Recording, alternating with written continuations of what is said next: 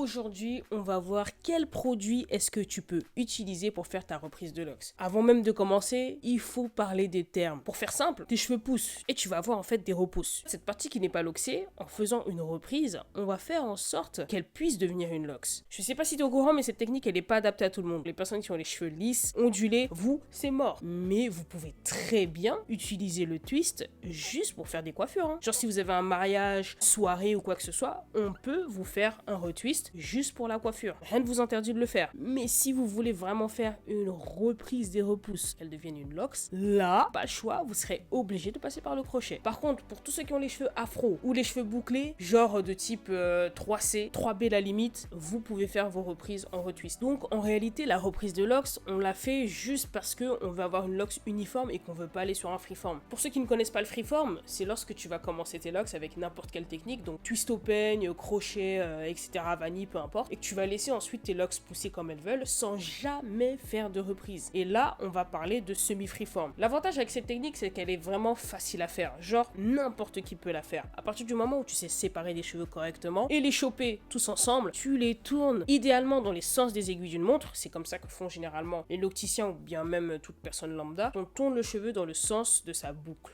dans le sens de sa pousse en gros. Mais par contre, il arrive que parfois certaines personnes le font dans le sens inverse. À trop changer le sens pour tourner, ça peut casser le cheveu. Donc vraiment faire gaffe par rapport à ça. Il y a une chose à laquelle il va falloir que tu fasses très attention. Ne jamais tourner ses locks à sec. Ça veut dire qu'il faut toujours que tu mettes quelque chose sur ta racine avant même de prévoir de la tourner. Parce que si tu le fais à sec, tu peux casser tes cheveux. Vient maintenant la question du jour. Quel produit est-ce que tu peux utiliser pour pouvoir faire tes reprises? Dans un premier temps, on va voir les cires, également appelés les wax. Ça, ce sont des produits qui ont beaucoup été utilisés par les locticiens, mais également par les personnes lambda. Par contre, il faut savoir que ce produit-là n'est pas du tout recommandé. Tout simplement parce qu'on a des retours d'expérience dessus qui sont très négatifs. Donc généralement, c'est de la cire d'abeille qu'ils utilisent. Par exemple, ce type de produit, celui-là, ou encore celui-ci. Et le problème avec cette cire, c'est que, oui, quand tu vas tourner ta loque, ça va te donner un aspect vraiment clean. Ça brille et tout, ça tient bien, ça colle et tout. Quand tu touches la cire entre tes doigts, tu sens qu'elle est lourde quand même. Tu sens le poids du produit. Et le truc ici, c'est que quand tu vas tourner ta loque avec, ouais,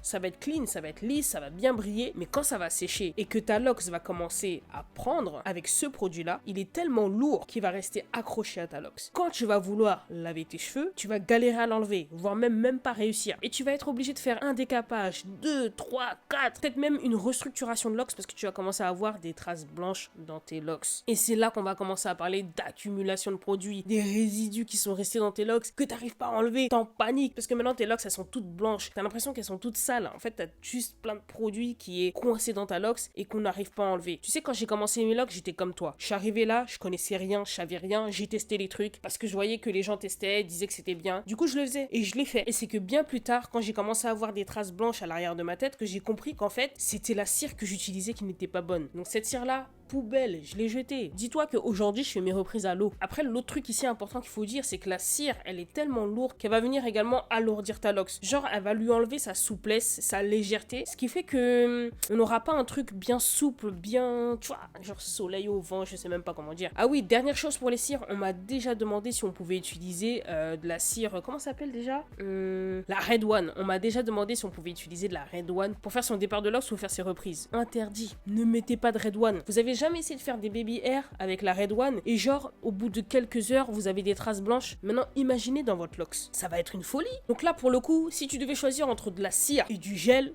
moi je t'orienterais plus vers du gel. Il va être un petit peu plus léger que la cire, il est beaucoup moins lourd. Tout va dépendre du gel que tu vas choisir. Personnellement, le gel que je préfère c'est celui de la marque Talia Wajid. Je l'ai dit à chaque fois, j'ai utilisé beaucoup de leurs produits pendant mon parcours de Loxé et les produits de la marque Talia Wajid m'a vraiment convaincu. Genre je fais leur promotion tous les jours, j'ai pas de partenariat avec eux, j'ai rien du tout, je parle même pas avec eux. Mais j'ai testé leurs produits, j'ai vu depuis, j'ai dit mettez ça parce que vraiment c'est top. Après bon, comme je te l'ai dit, moi aujourd'hui je fais mes reprises à l'eau, mais si je devais te conseiller un gel, j'irais plus sur celui-ci. Surtout qu'il est super léger, il sent bon. Si tu le nettoies bien, tu n'auras pas de résidus. Parce que oui, peu importe le produit que tu vas utiliser, tu peux avoir des résidus dans les locks. Donc en réalité, le gel c'est un peu un faux ami. T'as l'impression que en le mettant, vu qu'il est léger, tu n'auras pas forcément de résidus quoi que ce soit. Méfiez-vous parce que au shampoing, il faut bien faire gaffe à tout enlever. Mais si vous sentez que vous avez un amas de produits, la petite technique ici que vous pouvez faire, c'est éventuellement humidifier vos cheveux et ensuite vous appuyez au niveau de la racine. Si vous voyez que vous avez avez une couleur un peu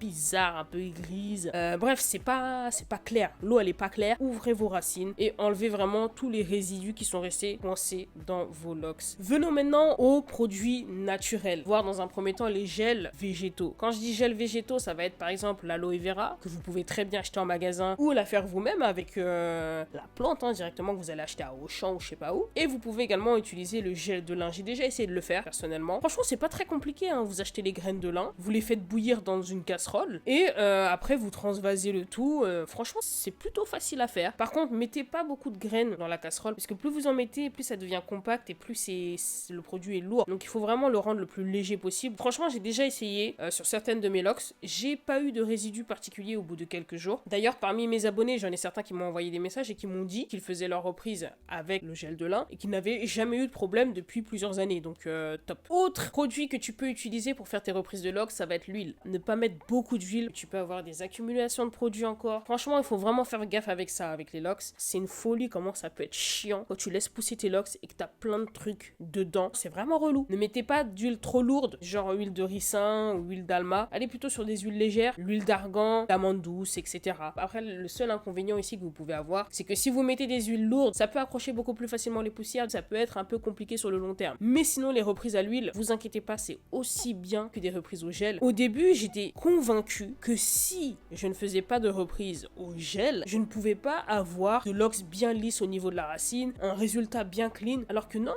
Même si vous faites vos reprises à l'huile ou à l'eau, vous aurez le même résultat que si vous faites au gel. Et en plus, vous aurez toujours la légèreté de votre locks et votre locks, elle sera toujours bien vivante, sachant qu'ici tu vas lui donner plein de nutriments, plein de bonnes choses, tu vois, donc c'est cool.